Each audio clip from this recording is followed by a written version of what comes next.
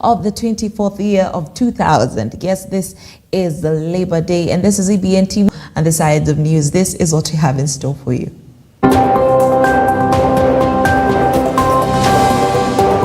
President Ruto and officials led Labor Day celebrations in Nairobi, stressing economic priorities while discouraging the frequent strikes. Kuppet and Nat urged TSC to hold teacher transfers, citing potential disruptions to student learning and urging compliance with a court order. Today being Wednesday, Know Your Law, we will be having Tracy Odhiambo as we delve deep into suing basics, what to do when sued and how to sue.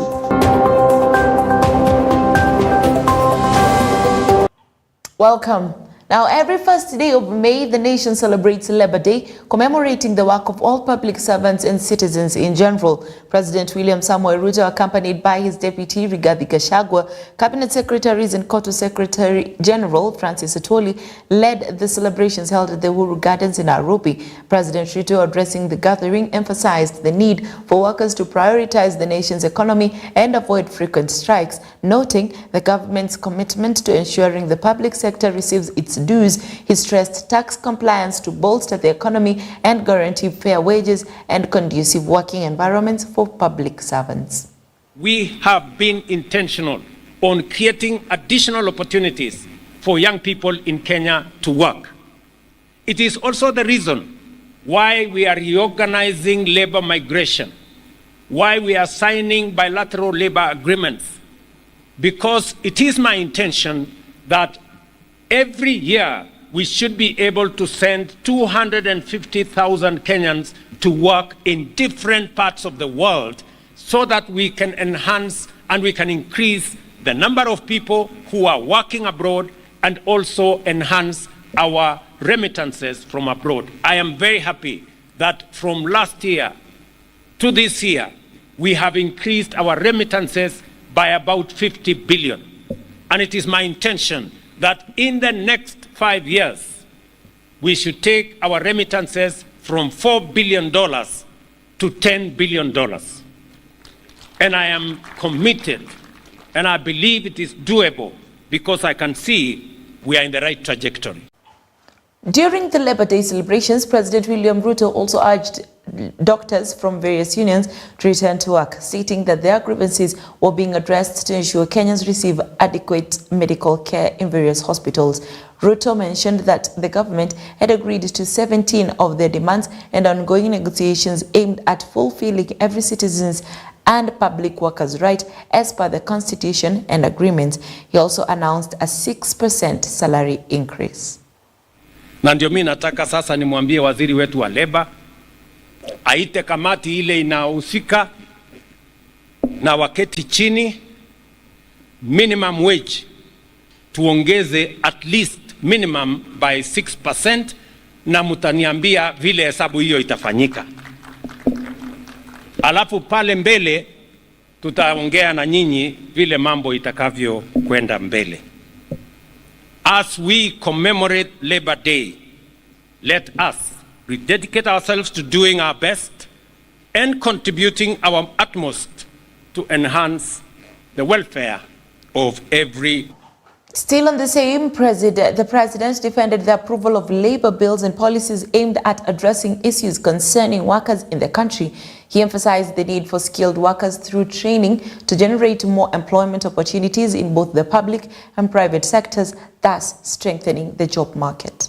Labor migration, therefore, is a critical component of our socio-economic development, benefiting both Kenya and counties that welcome our workers.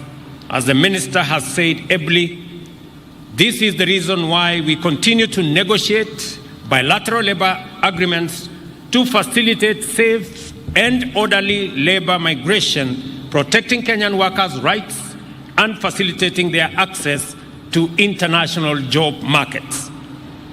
We are at the advanced stage of concluding several bilateral labor agreements with many countries, including the UK, Germany, Austria, Saudi Arabia, among others. Every Kenyan worker has the right to fair pay and a safe workplace. The 2024 Social Protection Bill, approved by Cabinet in January, underscores our dedication to address gaps in social protection, including fragmented legislation, coordination issues, and funding shortages. We are committed to enforcing labor laws and engaging in ongoing social dialogues with unions and workers to uphold their rights. Like every other right, labor rights should align with the public interest and the economy's sustainable financial capacity. Social dialogues aim to enhance mutual benefit and shared interests, recognizing our collective goal of advancing Kenya's welfare. Now, other leaders, including Cabinet Secretary of Labour, Florence Bore, COTU Secretary General Francis Atwoli, Governor Sakaja, among others, delivered speeches celebrating all public workers for their excellent service on Labour Day. They noted significant strides made in addressing workers' concerns through COTU and the Ministry of Labour's collaborative efforts. Kenya and other countries worldwide are celebrating Labor Day, also termed as International Workers' Day or May Day. Many know Labor Day as a public holiday and a time for honoring and celebrating the struggles and achievements of workers and their unions, but very few know where and how the day came about. Labor Day originated in the United States of America due to a revolt by labor unions protesting against. As countries embrace rapid digitalization of economic activities in e-commerce and employment, the demand for labor in the digital economy necessitates the need to devise new strategies in governance and policy framework for fair distribution of gains and opportunities. The new jobs in the digital and gig economy come with limitations on how work is organized and regulated, with workers having limited job security, restricted access to social protection, career progression, and the lack in the right to organize collectively. Social dialogue is effective when we create and support institutions of social dialogue, both at national and enterprise level. For example, we need strong labor sector bodies such as the National Labor Board, Wages Council, and enterprise level committees. We need to improve both our skill systems and labor migration policies to ensure that our people who migrate to work can compete for high income and quality jobs. I want to make an appeal. You know, it's very rare that we get an opportunity to make an appeal on behalf of workers. Majority of the employees of this country are the civil servants. It recently came to my awareness that when we have social houses, the price for civil servants is double, and yet the houses are exactly identical. I would have thought that if we're going to charge the civil servants more, the houses would have been slightly better.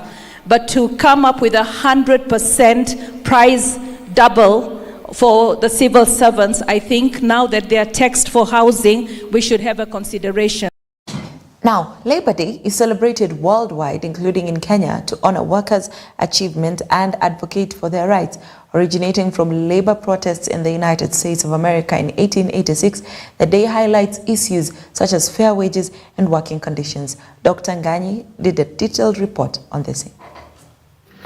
Kenya and other countries worldwide are celebrating Labor Day, also termed as International Workers' Day or May Day.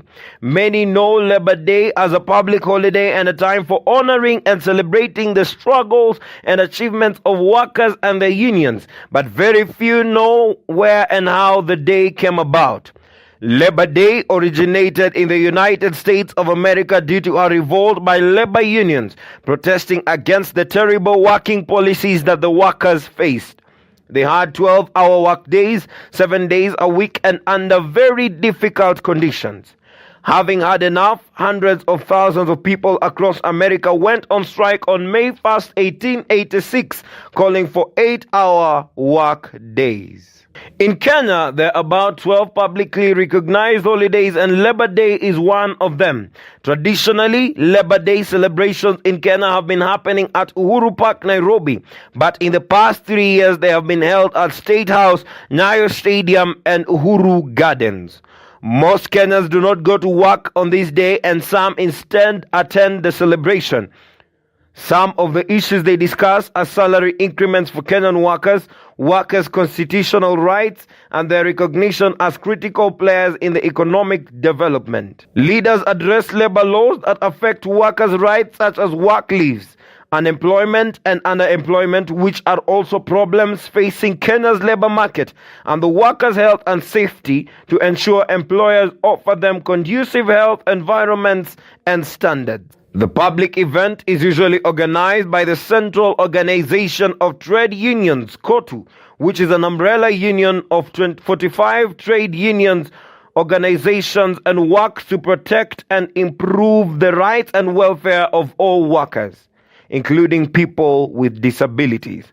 KOTU is headed by the 74-year-old Francis Atwoli, who has been at the helm for 23 years. 60 years after independence, there have always been sticky issues within the labor sector. For instance, strikes have been witnessed across various fields, particularly in the medical, aviation, and education sectors. Notably, doctors have been on a 47-day strike, which started on March 14, 2024. JSS teachers also went on strike on Monday, citing the government's failure to honor the court's ruling over their employment terms. Additionally, in the past week, other public sector workers have threatened to join doctors in the streets following utterances by CS of Public Service Moses Kuria. There has also been the institutional problem of unemployment, which stands at about 6.19%, which translates to about 1.64 million people. The employment rate, on the other hand, is at about 66.42%, whereby the total labor force is 26.566 million out of a total population of approximately 55.65 million as of 2024. Labor productivity, which is about the output per worker in an hour, is about 280 shillings. The minimum wage in Kenya in 2024 stands at 15,201 shillings after a 12% increase which was done by former President Uhuru Kenyatta in 2022. In 2024, the share of the population in Kenya who earns less than 365 shillings per day is 37.45%, while the share of the population in Kenya who earns less than 620 shillings is 71.65%. As we celebrate Labor Day, questions arise on whether the government takes seriously the concerns of Kenyans about employment and the biting high cost of living preceded by recent events. Dr. Ngani reporting for EBN TV. People with disability ambao And thank you very much, Dr. Ngani, for that amazing report. Now, when we come back, we will be having Tracy Odhiambo with me here. She'll be taking us through suing basics. Who can you sue? Who can you not sue? What happens when you're suing? What do you need for you to sue someone? And what happens when you're sued?